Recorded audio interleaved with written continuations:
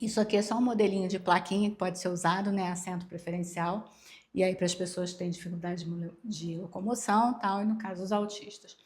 Eu sugiro que essas cadeiras, esses lugares, fiquem próximos a um cantinho do sossego, um cantinho de acomodação, que aí fica fácil dele sair dali para a salinha. Cartaz de cortina visual no culto. A gente sabe que isso no culto, à noite, é mais difícil, né? Num culto com toda a igreja. Eu conheço um pastor que ele faz um guia de aplicação da mensagem, o GAN, ele chama de GAN, e ali tem quais os versículos, pontos principais da mensagem. Isso é muito bacana para a criança ter, para o adolescente, para o jovem ter essa previsibilidade e até ir anotando ali. Então, é uma ideia que eu gosto muito. Ele pode ter um data show, assim, um que vai passando os versículos e os tópicos da mensagem, um outro só com cronograma.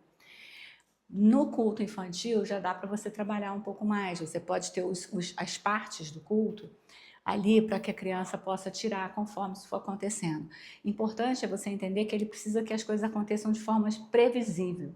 Ele não pode, assim, que acabar isso vem o quê? Ele precisa saber, precisa entender. E não dá para ficar fazendo grandes mudanças nessa ordem do culto, digamos assim.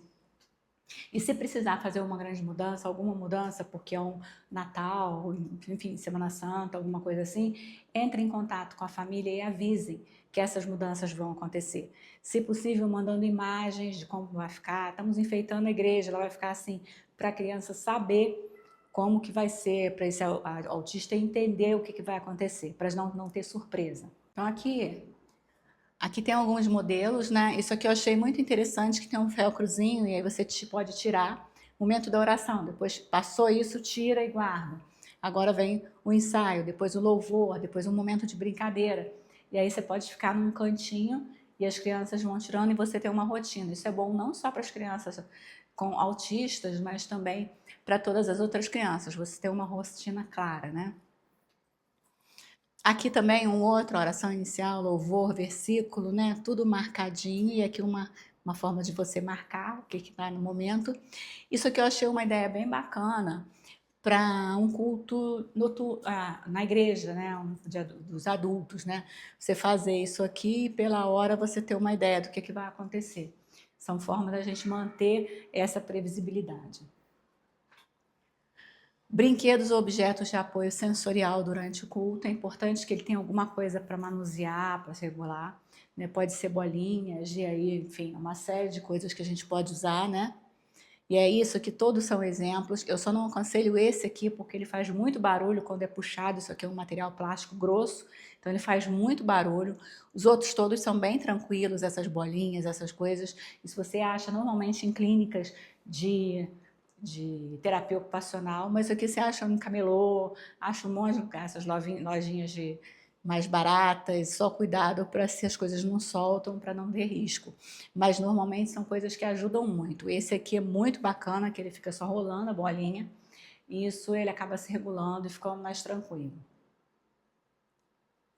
Evitar cheiros fortes, perfume. Eu sei que as pessoas gostam de se perfumar às vezes para ir para a igreja, mas muito cuidado. Um perfume pode ser muito agradável para um, pode ser muito desconfortável. E se a pessoa tem uma hipersensibilidade olfativa, fica muito pior. Então podem causar mal-estar, né? E assim, não só os perfumes, mas os produtos de limpeza. Não precisa ficar cheirando com cheiro forte depois, precisa estar limpo. Então, cuidado com esses produtos de limpeza com cheiro muito forte. Uso de microfone com cuidado. É muito comum aquelas microfonias que do nada a pessoa chega perto da caixa de som, faz aquele barulho insuportável. Ali você pode acabar completamente com o ambiente que estava todo pensado, todo organizado. Então, isso não pode acontecer. Então, as pessoas precisam ser orientadas em que posição ficar no palco. O grupo da mídia precisa ter isso organizado, testar antes os microfones, com antecedência. Esses microfones que estouram, aumentam muito o volume, drasticamente não podem ser usados.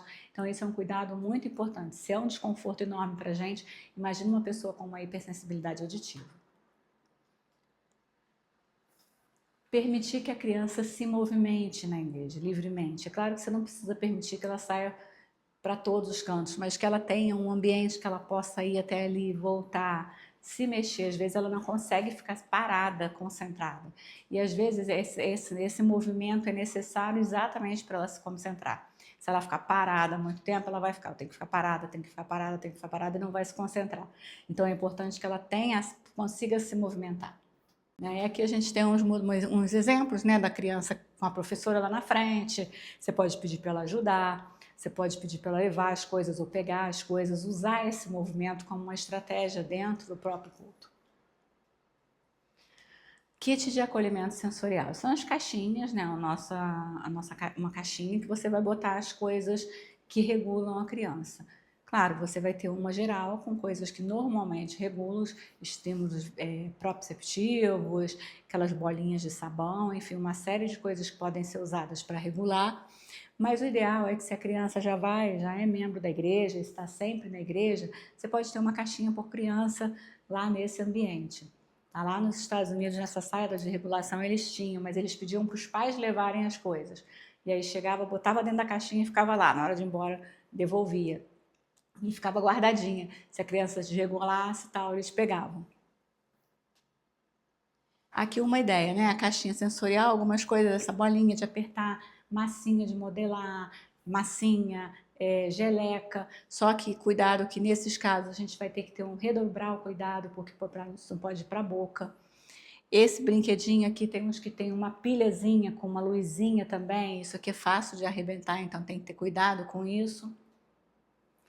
E aqui alguns outros, né, de caixinha de anti-estresse, enfim, essas caixinhas. O ideal é realmente que o pai traga ou que a gente tenha, né, consiga montar uma caixinha para cada criança. Aqui eu montei um checklist, né, do que a gente tem que fazer das acomodações sensoriais na igreja. Então, você tem aqui uma série de coisas em relação ao som, à luz, ao espaço de regulação, aquele cantinho da regulação, materiais de apoio, acomodação do espaço e cheiros e sensibilidade.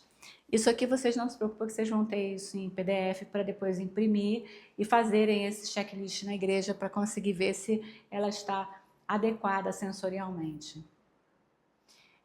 E agora, no final desse módulo, né, dessa parte, eu queria propor mais uma atividade para vocês fazerem, né?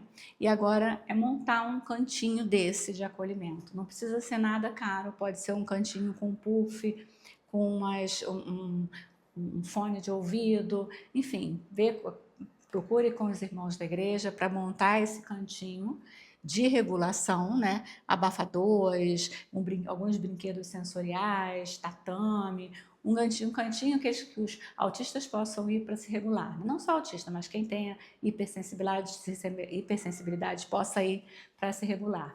Lembrando, o ideal é que é um ambiente com uma luz calma, né, uma luz suave, fechado, para você ter para que seja isolado do som, né, não ficar ouvindo as coisas, pelo menos quebrar um pouco o ruído externo, seja próximo do lugar onde a criança esteja. Então você pode ter esse cantinho próximo ao templo ou próximo às salas do culto infantil ou as salas de estudo dominical, enfim.